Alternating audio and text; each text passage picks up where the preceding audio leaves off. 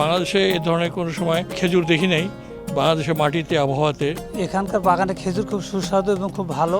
এখানে বিভিন্ন জায়গা থেকে লোক আসে, গাছ দেখে মুগ্ধ হয়ে তারা চারা নিয়ে যায়।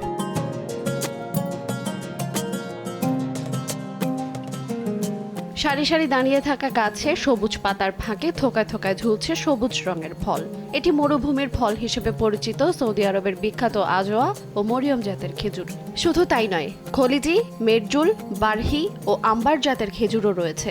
মরুর এই ফল চাষের অসাধ্যকে সাধন করে এলাকায় তাক লাগিয়ে দিয়েছে জাকির। জীবনের 2 দশক সময় কুয়েত সৌদি আরবে অর্থ উপার্জনের পাশাপাশি আয়ত্ত করেছেন মরুর ফল চাষ পদ্ধতিও। প্রবাস থেকে ফেরার সময় এনেছেন বীজ। তা দিয়ে দিনাজপুরের ফুলবাড়ির পৌর এলাকায় সজনপুকুর গ্রামের বাড়িতে চারা উৎপাদনে রীতিমতো বাজিমাত করেছেন এই প্রবাসী। 20% জমিতে পরীক্ষামূলক 19টি চারা রোপণ করে আশানুরূপ ফল পান। কয়েক বছরেই তার বাগান 2 একর ছাড়িয়েছে। সৌদি খেজুরের খবর পেয়ে বাগান দেখতে ভিড় করছেন প্রতিবেশী সহ দূর দূরান্তের মানুষ। এমনকি তৈরি করেছেন 1000 নতুন চারা। খেজুর ব্রাইট লক টেকনোলজি সাধারণ পাউডারের তুলনায় দেয় দ্বিগুণ উজ্জ্বলতা। রিন অ্যাডভান্সড দেয় দ্বিগুণ উজ্জ্বলতা। কুয়েত থেকে এই খেজুর নিয়ে এসে চারা উৎপাদন করে বাগান করি। প্রথমে আমার 3টি গাছ, তারপরের বছর 9টি গাছ, এবছর 8টি গাছে খেজুর আসে। পর্যায়ক্রমে এই ফলন বৃদ্ধি পেতে থাকে। আমি এখানে যে চারা তৈরি করি বাগান করে, এখানে অনেক ভালো ফলন আসে। আমাদের দেশে এই খেজুরের বাগান করে চাষ করে অনেকেই লাভবান হতে পারবে। আর এটা যে আমি খেজুর চাষ করি, এর পেছনে আমার কৃষি অফিস থেকে সব ধরনের সহযোগিতা, পরামর্শ দেখশন করতেছে। আর এটা আমাদের দেশের মাটিতে খুব ভালো চাষবাস করা। এখানে চারা উৎপাদন করছিলাম, গত বছরের চারা ছিল প্রায় 2000 পিসের মতো, প্রায় অলরেডি শেষের দিকে। এখন আমি যেটা নতুন চারা আছে, এটা আর 6 মাস পর বিক্রির উপযোগী হবে। এখানে বিভিন্ন জায়গা থেকে লোক আসে, গাছ দেখে মুগ্ধ হয়ে তারা চারা নিয়ে যায়।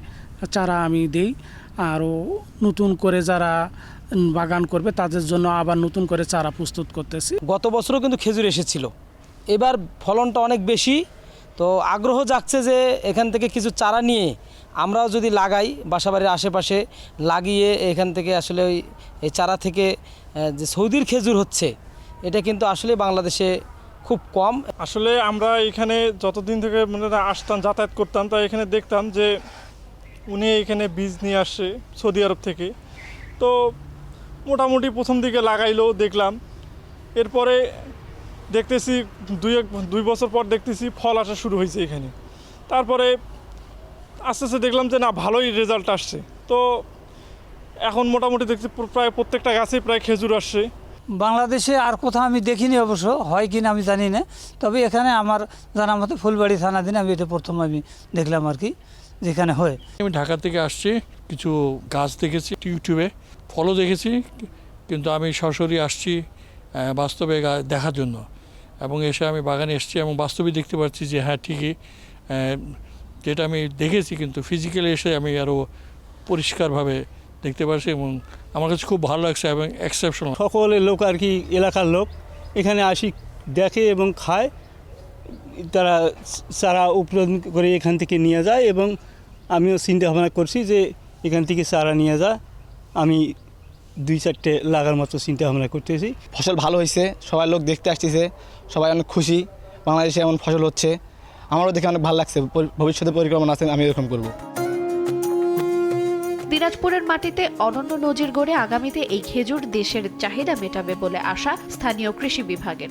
সৌদি খেজুর যদি আমাদের দেশে চাষাবাদ হয়, তাহলে আমি মনে করি যে আমাদের যে বিপুল পরিমাণ খেজুর বাইরে থেকে আমদানি করতে হয়, সে আমদানির পরিমাণটা কমে যাবে এবং বাংলাদেশ সরকারের অনেক অর্থ সাশ্রয় হবে। এছাড়াও আমাদের যে পুষ্টির যে নিরাপত্তার বিষয়টি রয়েছে, আমাদের এসডিজির যে লক্ষ্যমাত্রা পুষ্টি নিরাপত্তার বিষয়টি, সেই পুষ্টি নিরাপত্তার বিষয়টিও এখানে পরিপূর্ণতা পাবে বলে আমি আশাবাদ ব্যক্ত করছি। জাকির তার বাগানের খেজুর বিক্রি করেন প্রতি কেজি 500 থেকে 650 টাকায়। ইতোমধ্যে 1500 চারা বিক্রি করেই আয় করেছেন 15 লাখের বেশি টাকা। সময় সংবাদ, দিনাজপুর।